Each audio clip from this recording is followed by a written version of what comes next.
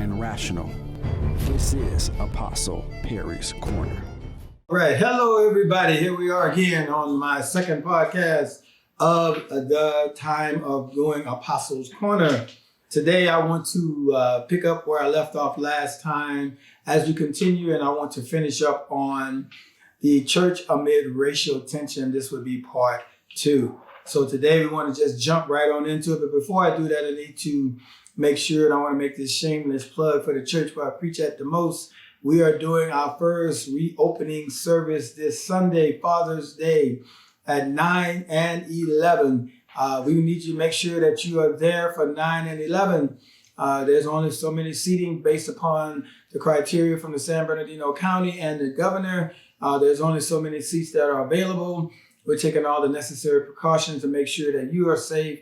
If you're sick, please do not come out. And when you get out, if you're told to do something that you may not normally have been done before, please cooperate with the parking lot attendant as well as the usher at the door. We are not requiring you to wear the mask while you're seated, but if you get up, family members will be sitting together. And if you are coming with your family, I advise you to everyone come together at the same time because we're not saving seats because of the limited amount of space we have available. So all family members need to arrive on time together. Once again, services at 9 and 11. There's only a limited amount of seating. Once again, you do not have to wear your mask while you're seated, but you will have to wear the mask when you get up and move about the church because we cannot operate. We cannot do social distancing as you move about. Exiting will be a little different. You'll be under the guise of the ushers. We also will be doing communion this Sunday, which means that we're not going to do it the normal way. So when you come in, you'll be given those little communion cup things that we usually do. And then once we do communion, you'll get all that information then. But I just wanted to bring that up to make sure we understood that this Sunday, Father's Day, as we honor our earthly fathers, we want to honor our Heavenly Father. And what what a better way to open up our first or reopen or come back together than to do it on Father's Day. All right, so all of that's out the way. Let's jump right into this. So, after pointing out the societal needs for police accountability, and let me just put a pause here for a moment about police accountability. One thing I want to bring up, this thing about banding the police and doing all of that stuff, defunding and all of that, that is not the way to answer the question.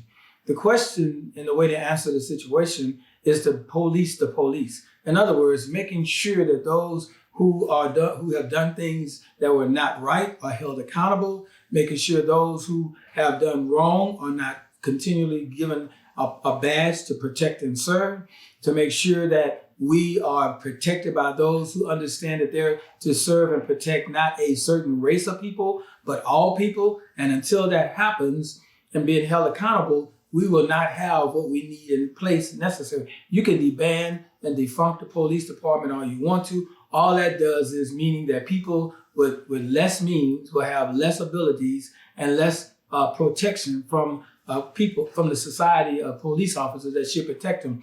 Now it's going to be gated communities with their security forces, and in the neighborhoods where we need them at, there won't be any that we need. So we don't need police defunding. What we need is police accountability. But having said that, I think as spiritual leaders, we need to be held accountable. If a pastor, no matter what your ethnic background is, no matter what your denomination is, no matter what your doctrine is, no matter what your background is, you have to stand and do what is right. We got to stand between the dead and the living, and we have to do what is right before the people.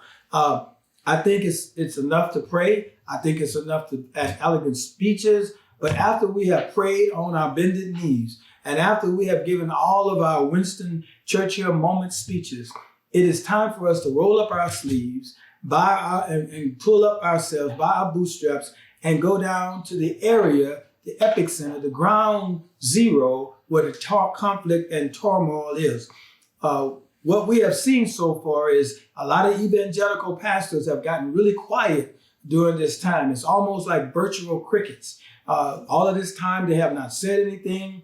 And I'm not trying to make this a race thing, but what I'm trying to say is the evangelical, which is mostly white pastors, who have not been vocalizing and calling wrong wrong. There have been some, but needs to be a greater voice of the evangelical pastors, not siding with a political party, but siding with God and what is right and what the edict of the country says, that we are one nation under God, indivisible, with liberty and justice for all. That's what we need to be, evangelical pastors need to be doing. It got really quiet because we got that virtual cricket going on. When no one's around, there's a whole lot of noise made. There's a lot of podcasts. There's a lot of videos. There's a lot of YouTube with soundbite because we serve a soundbite generation. There's a lot of Facebook Live moments. There's a lot of Zoom meetings. But when the tension and turmoil hit, there was a lot of quiet going on as well. People got quiet. We need more boots on the ground, praying, marching, and more proactive preventive measures than we do crickets in the area. We need people to acknowledge the fact that we need to speak up and call wrong wrong. And one of the things the enemy does, and we're not even aware of it, and we don't even see it. The enemy he brings up different distractions to keep us off of the main thing. We started this march and we started this movement of racial and social injustice because of an incident that happened to Mr. Floyd. Mr. Floyd was not the first person that had ever been brutalized or abused by the police system, but his one moment, that one phrase, calling for his mom and saying, "I can't breathe," started a national movement. Matter of fact, it didn't start a national, it started a worldwide movement of enough is enough. But here's a sad testimony about this, my brothers and my sisters, and those that are watching me, is that this is not new. This has always been there. But it's amazing how we have to, just like during the Martin Luther King era, there always got to be a circumstance and a situation that causes us to rally. When they did the Birmingham bus boycott, it was because all of the stuff that was going on in Birmingham. So here's what happened. They rose together to help people get to work. They said, we're not riding the bus system. We're going to show them that we have the power. All the black people in Birmingham had to get for where they needed to get. But what did they do? They got cars, they got whatever, and they got people to work, they got people home, they got people to where they needed to go, because they rallied together to show that in a unified force, we're going to show you that we're not going to take it anymore. And when they did that, the people had to come to the point to realize the system was almost shut down, because who was the majority of the riders in the bus system in the Birmingham, Alabama area? Was the black Americans. And so when they stopped riding, they start feeling it in their pocket. You better hear me. When they stop riding, they start feeling it in their pockets. And what we need to do is start making America start feeling it in their pockets and stop buying everything. Make a joint of that. If we would get ourselves together, even though we may not be but 13% of the population, if we would join together, and I'm not talking about racial, I'm talking about our people joining together to ask, and not ask, but demand what they know is right for them. We're not asking. Black America is not asking for what they were due. And they still do the 40 acres in the mute. They ain't asking for that. They're just asking to have the same rights as everyone else in America. Let the playing field be level. Let my grandchild that goes to school have the same abilities and open opportunities as anyone else. Not asking for specialty, asking for equality. That's all we're looking for. You got to hear me. Equality. Everybody across the board needs to have that same type of things going on. And I know a lot of people are going, "Are you making this a racial?" No, I'm not. I'm talking about justice for all. And here's what I was going about when I was talking about how the enemy uses things to cause deflection and distraction.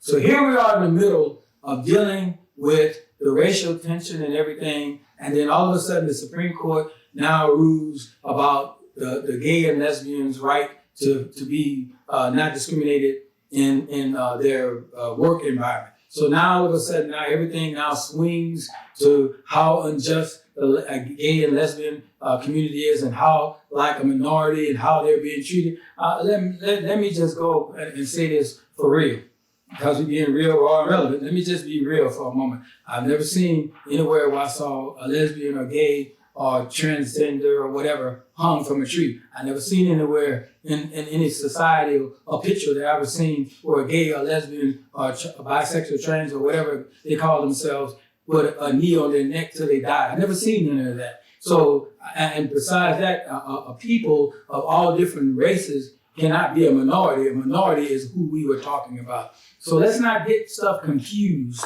with what is. And that's what happens. And then not only that, oh Lord, help me with this one. Our president gets talking to Wall Street, tells Wall Street he made June 19th important because nobody ever heard of June 19th. I'm from Texas. I know about June 19th. He didn't make it important. Matter of fact, check the history. 47 states recognized June 19th in some form, shape, or fashion. He did not make it, but that's what I'm trying to get you people to see is that we are focusing on things that really don't matter. Stop focusing on what the rhetoric that comes from the White House. Stop focusing on the rhetoric that comes from people who have no idea what it's like to struggle. Because when we say the struggle is real, the struggle is real. And we have to acknowledge the events that has led us to this point. And it's important to us as leaders to connect with those in our network and in our partnership, speaking out on racial injustice. We need to network together, hand in hand across America, everybody working together, because regardless of whether you want to call this all lives matter, whatever, right now it is Black lives that matter because Black lives are the ones that are being threatened. So we need to make sure that we hand together. You see in Germany and all over the world, people are protesting and calling things. And why is it that we have to see people across the world fighting for stuff that we should be fighting for ourselves together? And as spiritual leaders, as pastors, regardless of where your background is, you need to be on the front line, out there getting preventive measures in place to help your people, telling them about voting, telling them about getting registered to vote, telling them about making sure they vote for the right people, telling them about the power that they have if they don't. The Bible tells us that a three-stranded cord is not easily broken. All right, let me try that again. A three-stranded cord, what does that mean? If I'm tied up with you, you're tied up with me, and we're tied up with somebody else, the system cannot break us, and we need to be able to work. And as leaders, we need to continue to provide a deep well of experience and wisdom that can provide guidance and insight during this critical time. Because in the midst of the darkness, all the darkness, we must remain people of faith. We must remain people who have been called to love one another. We must remain people who see each other as made in the image of God and not some other image that we have projected over the course of time. We must remain people who have called to live and love like Jesus. We must remain people who recognize injustice and racism as sinful. I'm going to say that again, as sinful. We must remain people who will reach out to comfort the afflicted and weep for those who weep. We must remain people who hunger and thirst for righteousness. We must remain as people who are blessed as peacemakers. In the scriptures, the word justice is very simply means to make right. What we are called today in the midst of the unrest and violence is to mark Micah 6:8, to do justice, to love mercy, to walk humbly with God. It is to respond by doing what we can to make things right. What we can do to make things right. I know we can't do everything, but we can make some things right. One of the things, and I'll give you an example. When I came into the Marine Corps, there was so much injustice that I saw. And I kept thinking, as soon as I make another rank, I'm going to be able to stop all the madness that I see. I got to be a sergeant and I couldn't stop it. I got to be a staff sergeant and I couldn't stop it. And then I finally realized, hey, look, I can't stop this wheel, this big train called the United States Marine Corps that's been running for over hundreds of something years in the way it's running. But one thing I can do, I'm in this compartment. I can control the compartment in which of the train that I'm in, like the Snowpiercer. They had the rich and the poor in the back, and they were the one that doing the work and making sure that the people in the front were taken care of. Well, I can't control all of that. I can only control the office or the section that I work in. What I can do is help to make my Marines better. What I can do is help them to understand how to traverse this thing called Marine Corps. What I can do is help them prepare themselves for when they get out of the Marine Corps. What I can do is help them to understand how to traverse things. What I can do is stand up for them when someone else is trying to do them wrong. What I can do is stand up for them when they're not having no one else to stand up for them. Those are the things that I could do to help make sure that those things. So while I may not be able to stop this thing called the United States of America, I can do something about the place in which I live in.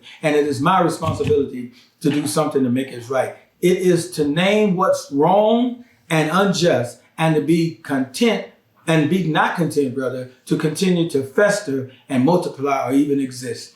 Isaiah 1:17 say, learn to do good, seek justice, help the oppressed, defend the cause of the orphans, and fight for the rights of the widows. We must wade into the fray, my brothers and sisters. We must wade into the fray.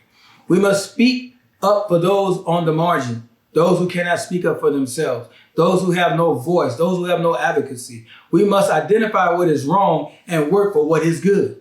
Using our influence to love mercy and to do justice is what leaders do because we are together in the cause. It's what leaders do because we are together in the cause. Finally, as you are on this continuous pursuit of awareness, building relationship, and committed to doing what is right and doing the work, one action, brother, and I will call you to commit to is speaking against injustice. Stop being crickets on the sideline. No matter what your race is, no matter where what your background, denomination, as I said earlier, we all need to speak about what injustice is. It is our responsibility as believers in Christ. Jesus spoke against injustice. We need to speak against injustice. And speaking out is a reflection of the character of God and our call to do justice. Even with the woman who was caught in the very act of adultery. She was caught in the act, but the guy wasn't with her. But she was caught in the act, and he said, okay, I know what the law says, but let you without sin cast the first stone. And one by one, they dropped the stones and walked away. Why? Because they could not prove themselves to be guilty of something. So if we don't do something, we're guilty of picking up a stone and throwing it at people because we don't want to speak out. Regardless of what you may, and here's another thing, here's something I hear all the time. Well, I don't know what to say, because I never been there. Okay, you may not know what to say, but you know what's wrong and what's right. Speak against what's wrong.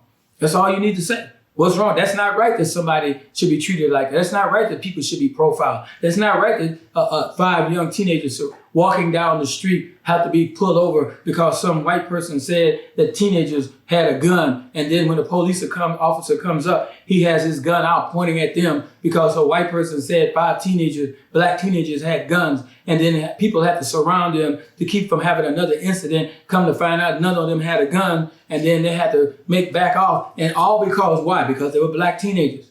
If the same store officer had said 5 white teenagers may have had a gun, I guarantee you the white officer would have never pulling out his gun. He would have never did the things that he's done. And I don't care how you want to slice it or dice it. It's the truth and the reality in the world we live in. And we need to make a change in that. We can't continue to go on like that. I can't continue to be concerned about my grandchildren and other people's children's children as they walk down the street to feel like they're going to be harassed because of their color.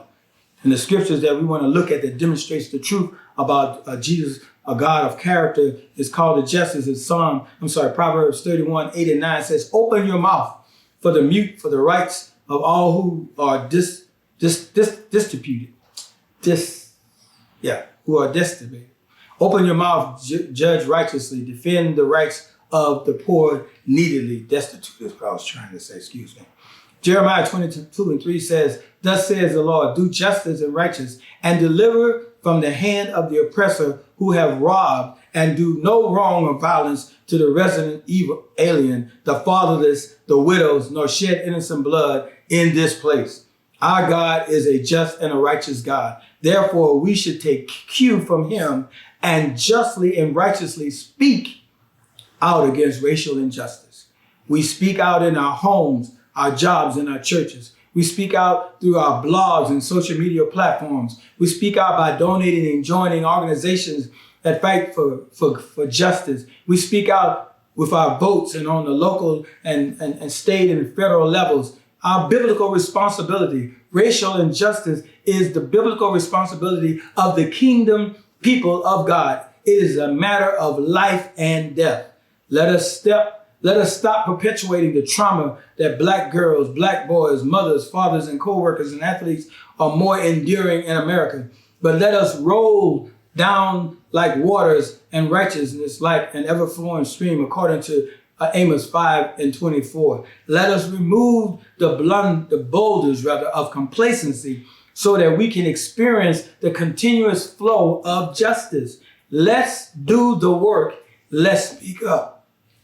That is the church's responsibility amid racial tension, is to speak up. That is the church's responsibility, is to do justice. That is the church's responsibility, is to get into the fray. That is the church's responsibility to not to marginalize things. That is the church's responsibility not to sit on the sidelines and point fingers. It is not the church's, it is our responsibility as a church, regardless of what your church is. It is our responsibility, my brothers and my sisters. It is our responsibility, pastors and leaders. It is our responsibility, children of the Most High God. It is our responsibility as believers to be able to do justice and to protect those who have not been treated correctly. I'm sorry that I got a little preaching. I'm trying to talk. They've been telling me I preach too much. I'm trying to talk, but when I get excited, I can't help myself. I gotta say what I gotta say. And when the preach hit me, I should have said, "Can I preach? Let me preach." I think, but I didn't want to do that. I'm trying to stay in a blogging situation. But if you ever watch any passionate bloggers, they go out, they start out right here, but by the time they hit a point that's really exciting to them, they go up, and they may not be preachers, but they preaching because they're telling you stuff that you need to know. And we need to understand that we need to stop wasting. And let me just throw this in, and then I'm gonna be done. As they say, 6 minutes, Dougie Fresh, and I'm gone. Let me throw this in here for those that are listening, especially those of the African-American descent or background. Stop spending your money trying to impress people. You know you can't afford what you're buying. Save the money for your children, for their education, for their future. I say this all the time, and people probably gonna get tired of me saying it, but start looking at investment. Start looking at doing things the right way. Start looking at how much you're spending on stuff that you really don't need, the stuff that you outgrow, stuff that is not gonna work. Start looking at where is my daughter gonna be from now? And I was talking to someone, and this came from Apostle Perry'sG Mason III, and he said this, is that the younger generation is looking for something to fight because they're warriors. They're looking for something to fight. And if we don't give them something to fight, if we don't direct them in this cause, and everybody is applauding how the young people are out there, but you have to understand a lot of those young people, matter of fact, let me just be real, most of the young people out there on the front line don't go to church. They're mad and they want to fight something because they're warriors. And we need to take that energy as believers and energize them in a positive way. Fight the system, fight injustice, fight them at the polls, fight them in the legislation, fight them with your influence, fight them with the money that you make together and pull together. And they were saying, well, we burned up the stores in the neighborhood because there wasn't black stores. Okay, then why are there not black-owned stores in the neighborhood? Then we need to start getting together and making that happen. Stop making excuses and start getting on the front line and doing what you need to do. And let me just say this, and then I'm done. I'm really done. I really want to say this, and that's this. In this season, I want to talk to some people right now as I shift from the church amid the tension. I want to talk to some people right now, and I want to say to you the same thing that Jakari Carr said. She wrote a song called Changing Your Story. And I'm telling you right now, you have an opportunity to change your story. I know it may have looked bad before. I know things didn't go the way they did before, but this is an opportunity for you to change your story. We've been shut in the pandemic. We've been finding out ourselves. Now let's come out and change the script. Change how it ends. And in all movies, they have 3 or 4 different endings before they show the one they actually put out. Change your ending of your story. Quit letting people write your script and write the ending of your story. Write the ending of your own story by changing how you think, because how you change how you think will change how you act, and it'll change how you speak. This is an opportunity for you to grow and go. So let's go out there. Let's become really excited about what God is doing in your life. And as we move forward, we want to have an exciting time of God. So as I close today, I just want to say thank you for this opportunity. I pray that as we talked about the church amid racial tension, that it was a blessing to you. Please, I don't know if you can like stuff. This is my second time. But if you enjoyed what was said, my email address is ApostlePerry'sCorner at STWCC. Oh, that's right. ApostlePerry'sCorner at gmail.com. Everybody got to take everybody to help me because I got so many emails. But if you want to email me any questions or concerns, Apostle Perry, is it at Perry Ford or is it just Apostle Perry? ApostlePerry'sCorner at gmail.com. ApostlePerry'sCorner at gmail.com. I'm also on Twitter. I'm also on Facebook. I'm also on Instagram. You can find me. This is going to be live. This was live. It'll eventually be on YouTube, podcast, Spotify, and we're looking at Apple Play. So love you. Have a blessed Friday.